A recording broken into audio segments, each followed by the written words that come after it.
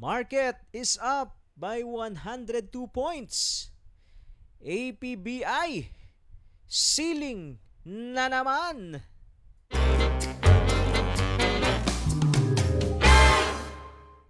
Hello mga titos and titas, welcome to Tito Vlogs.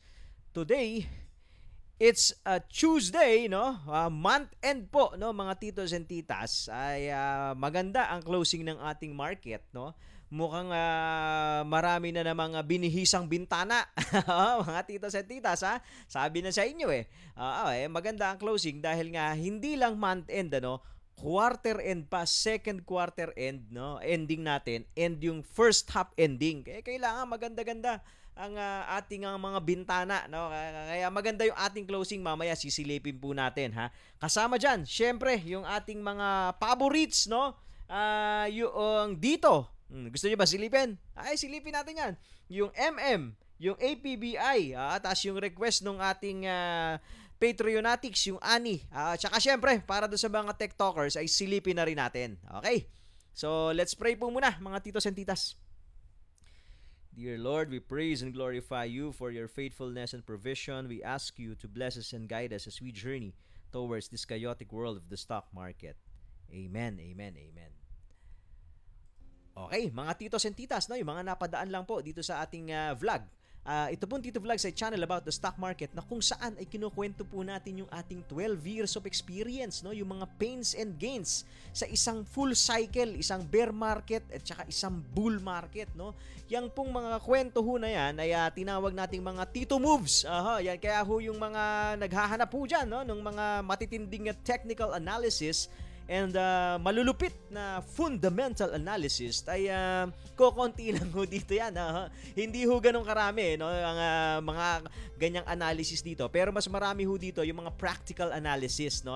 Yung mga Tito moves na tinatawag natin, yung hindi nyo mababasa sa libro. Ayan. So kung gusto nyo po kami samahan dito, huwag nyo hong kalimutang mag-subscribe, no? And i-click nyo rin ho yung sana all para huma-notify kayo every Monday to Friday ng 9:20 AM to 10 AM pagka nagkakaroon kami ng online live tambayan, yung live stream namin, ha. Samahan niyo po kami, masaya yon, masayang tambayan yan, ha.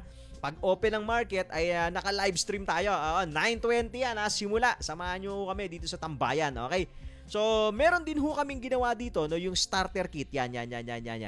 Diyan ho ang simula, mga titos and titas, no. Nandyan ho yung mga basic principles and foundation na kinakailangan, ano, ng mga traders, no, para manalo dito sa larong ito. Yan na. Hindi na kayo maliligaw, meron na shortcut diyan, gusto ko po munang pasalamatan, ano, yung ating mga solid Patreonatics na patuloy na nagbubudega diyan sa ating kabilang tambayan. Tama ho yung narinig niyo. Dalawa ho ang tambayan natin. Meron din ho kaming tambayan diyan sa patreon.com/TitoVlogs. Sila Tita Mona V, Tito Eugene, Tito Nico, and Tito David. Salamat po, salamat po sa inyong suporta dito sa ating TVC. Yan pong patreon.com/TitoVlogs. Ano ba makikita dyan? Ano ba nakita nyo? Diba? Ayos ba yung mga nakita nyo dyan? So, nandyan po yung mga playbooks na ginagawa natin, ano? So, kumbaga, yung mga diskarte na, yung mga Tito moves, yung mga galawan titos, ay nandyan ho, nilalagay ho natin dyan sa patreon.com/TitoVlogs. So, silipin nyo ho yan, ano? At magkita-kita ho tayo dyan. Dyan lang naman yan sa kabilang kanto. Ilang hakbang lang, ha? Sige. Tayo muna magsimula na.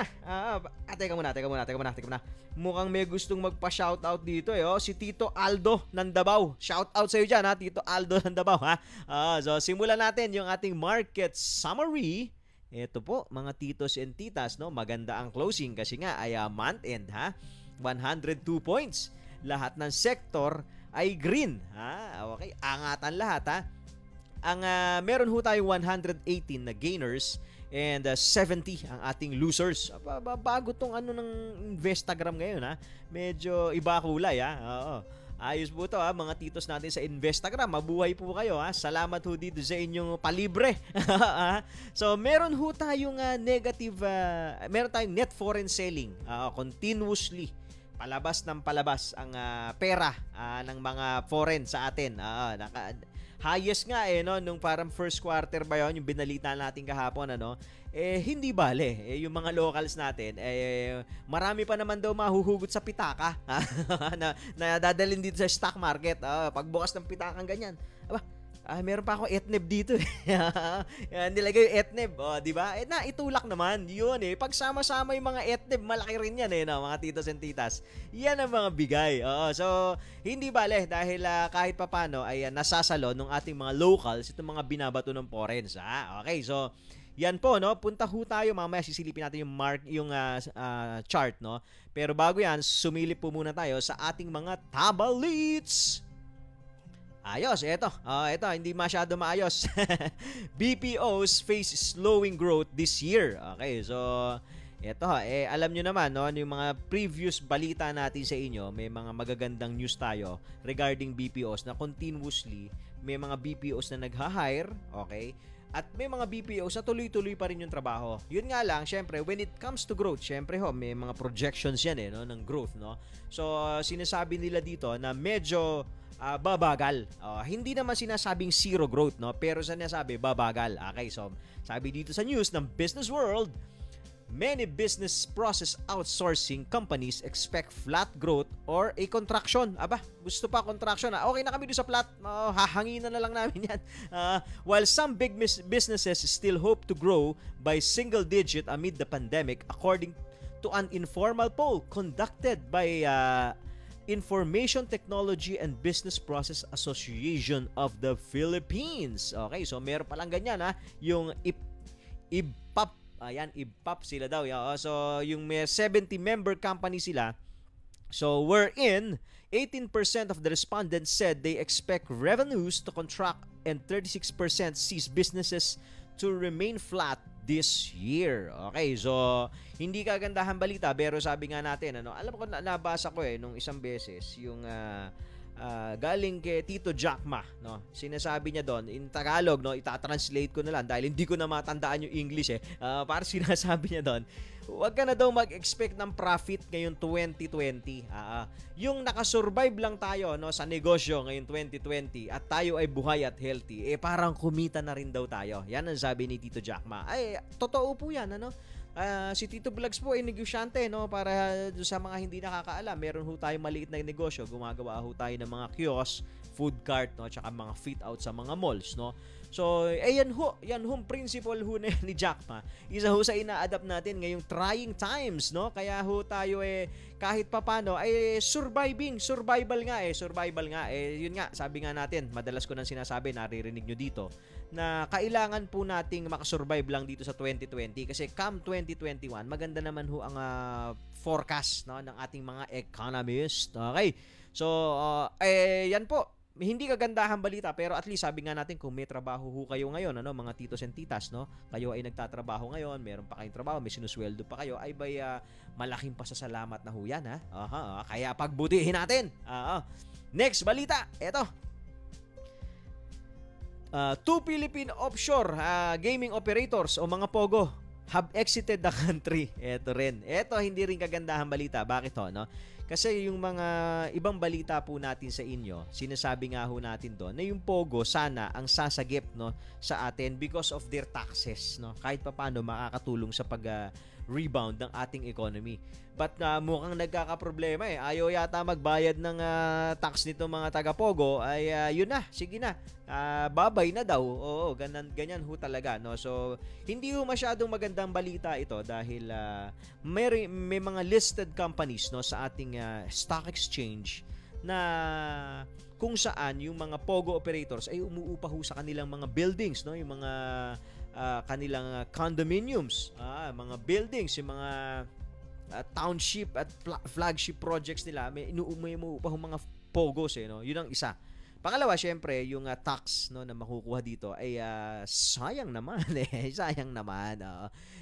Yan ho, kailangan lang ho nating i-digest itong balita na ito, hopefully ay hindi naman masyado makaapekto sa atin. Ito naman, isa pang balita, benign June inflation seen as lower LPG electricity costs offset rising fuel and rice prices daw. Okay, so yung mababa daw na LPG ay mukhang makaka-offset naman dun sa mataas na presyo ng langis at ng bigas. So parang yung inflation daw natin ay medyo steady lang. Sabi ni Tito Ben Jokno, sabi niya, in a statement, BSP Governor Tito Ben Jokno said the agency's Department of Economic Research projected the June 2020 inflation to settle within 1.9 to 2%, 2.7% range. O mababa, no? So sabi dito, if proven correct, kung tama nga daw yung mga forecast ng economist ng BSP, the prevailing low inflation rate regime will continue to give the central bank sufficient elbow room to implement further monetary easing. Yan daw. Especially with its promise to do whatever it takes to help the economy stay afloat amid the coronavirus pandemic. Yun nga. Yung pangako daw nila na gagawin namin ng lahat, no, para makatulong na makasurvive dito. Ayan, so makakatulong ho yung inflation numbers na yan kung magkakatotoo dahil ibig sabihin na meron pa nga daw elbow for interest rate cut. Yesterday, di ba, yun ho yung balita natin, ano, may mga analysts and economists tayo na pinoproject na mukhang pwede pang magbaba ng interest. Kahit papaano may pambalanse tayo, no? May pambalanse tayo. Ito pa. Last na, isa pa pambalanse. Peso climbs on BSP cut. So lumakas na naman daw, no? The local unit closed 49.85 per dollar on Monday, appreciating by 6.5 centavos from 49.92. Okay, so crucial ho kasi pagka alam nyo yung ating exchange rate, no, yung lakas ho ng ating peso, crucial ho yung 50. Yan, crucial yan. So pagka nabi-breach ho yung 50 level, medyo magandang usapan. Bakit ho? No, na-explain ko rin nung mga nakaraang vlog natin na syempre yung mga companies ho natin, no, na may utang na dolyares ang kanilang binabayad ay mas makakabayad ngayon dahil mas konting peso na lang ang kakailanganin nila to convert into dollars. Okay, so yun ho yung isang good news dyan. At syempre, pagdating naman sa mga foreign investors, yung mga kahit nga yung mga yung mga hot money yung mga funds, no, magmumukha rin tayo mura. Di ba? Kasi mababa ang exchange rate. Yan mga titos and titas. So yun po ang ating mga balita. Puntahan po natin ang PSEI. Okay. So ito po ang ating index ay maganda ang closing. Yun nga lang inuntog dito sa ating yellow line. Ito na yung chart po natin, So maganda naman, no? Kasi kahit papaano ay nakikita tayo ng pag-angat. Yun nga lang, yung untog ho na yan, ang hindi ako masyadong nagagandahan. Sana man lang ay tinawid ng konti Mukhang nabukulan dito, mukhang nabukulan. So, mukhang mas malinaw ho na talagang window dressing. Pero syempre, magkakaalaman ho tayo bukas kung yan ba ay i-correct ulit or tatagusin na. Yan. Kumbaga para sa akin ay flat pa yan. Flat pa, hindi pa yan conclusive. So pagka huyan ay inangat na rito sa yellow line, yan. Pag inangat na huyan dito sa yellow line, ay medyo may magandang pag-uusapan na tayo dyan. So ibig sabihin, ito hong correction na to ay patapos na. So we can expect another leg up. Yan ho dito sa may 6-7 level dun sa gap, pwedeng dyan ho tayo dumiretso. Yan naman ho yung sinasabi natin. No? So pwedeng may isa pa kasi tayong leg up to 6-7 at saka dito sa 7,000 ba to o 6,9 to 7,1 level dito sa pink. Sana sapulin nyo pa yan. Pwede pa. Isang hataw pa. Isang tulak pa aabot na tayo dyan. So tignan po natin yung ating weekly chart. So sa weekly po maganda pa rin ang performance natin dahil we are trading sa yellow and sa red. Kaya nga nasasabi ko na parang may isa pa tayong sipa kasi nasa above pa tayo ng red and yellow sa weekly. Okay, yung ating namang momentum ay may lakas pa rin pero sa weekly ho ito pero para medyo nang hihina na pero meron pa naman tingin ko wag lang mag-aalboroto ang US market o may mangyayaring hindi kagandahan sa economy natin. Palagay ko kaya pa ng isang hataw bago tayo talaga maka-experience nung new normal. Ika nga, no? So ito pong monthly close, sabi nga natin, importante rin no? Kasi ngayon ho ay nag-monthly close tayo. Maganda rin ho yung closing nito kasi kahit papano ho no, ngayong buwan na to ay yung nag-close tayo sa gitna ng candle. Ang high po natin for the month is 6.5 and we close at 6.2. Ang low po natin ay 5.7. Okay, so medyo maganda na ho yung marchahan ng kandila natin dito sa monthly. Ayan mas kita ninyo. Ayan sa monthly, di ba? Ayan. So sa monthly na mas nakikita na ho natin yung lower high, ika nga, no, sa monthly. Kaya medyo mas maganda ho yan. Although, syempre, mabagal ho to itong monthly. So, hindi mo pwedeng gawing basis ito.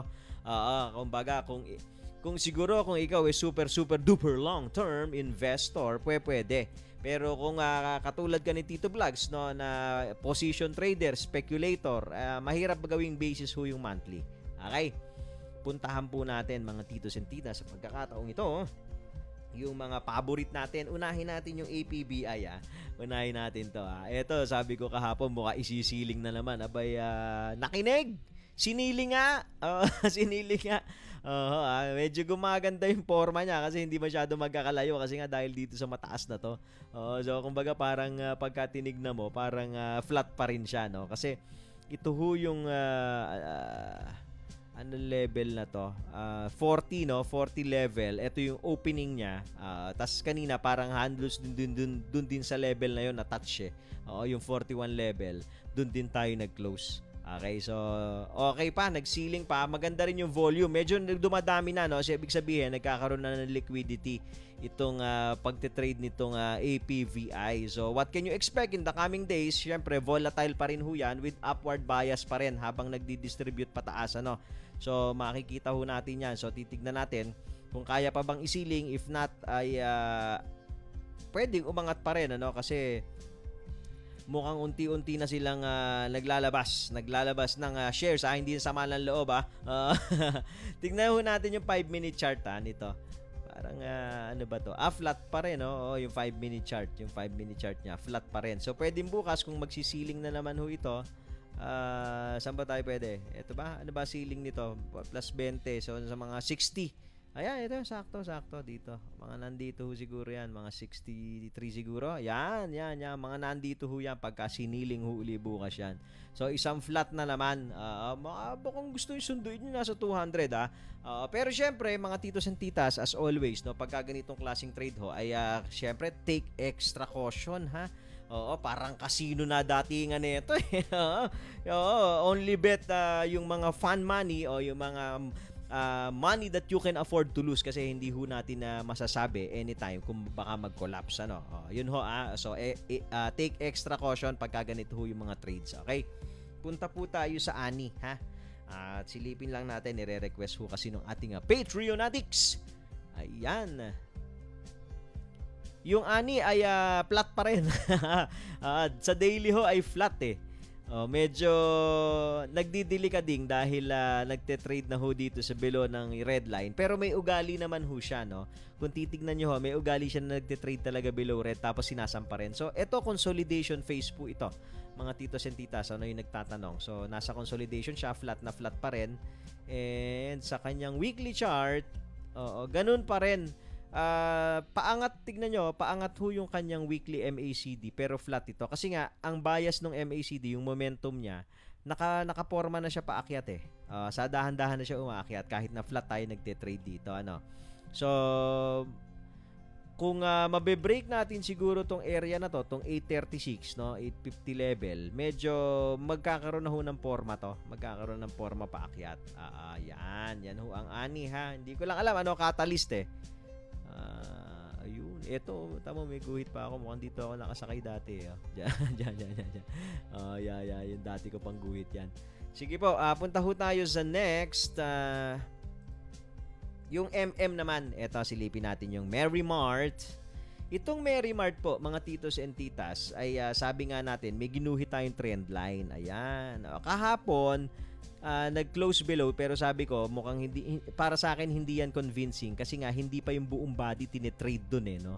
So pagka ganito ho kasi kumbaga nakabitin, so hanging po tayo. So hindi ka mahirap mag-decide pwedeng iakyat, pwedeng ibaba.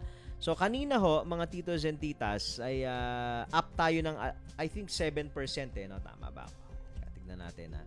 Oo, 7.69% up po tayo. Sumumpa na rin po tayo dun sa support resistance level natin. Ito hong 337 na. Ito hong red line. Kasi ho, ito yung ceiling na isa. So, nag-close na ho tayo dyan, no?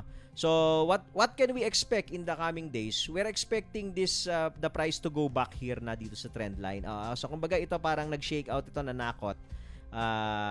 Para, teka, tumagos na. So, yung mga weak hands, nalaglag na ho dyan. And then, we can expect na aakyat dito. Mas malinaw ho ito, I think, sa 1-hour chart eh. Ayun. Mukhang ang ginagamit ho nung, mas maganda hong gamitin dito, yung 1-hour chart. Ito ho, So, kung makikita ninyo sa 1-hour chart, hindi pa naman niya tinatagos yung trend line. So, sinalo ho siya dun sa trend line. And now, it's currently trading above the yellow line sa 1 hour. And, above also the red line. Pero yung buong candle, bukas magkakaalaman yung first hour tomorrow, no? So magkakaroon ho ng kandila dito yan. So probably magte-trade na yan above dito. So kakambyo na rin ho yung yellow line paakyat. Okay, so yan ho ang i-expect natin sa MM. Ito ho kasing MM talagang yung ganito ho ang magiging laruan dahil magiging volatile dahil nga ilang araw siniling, no?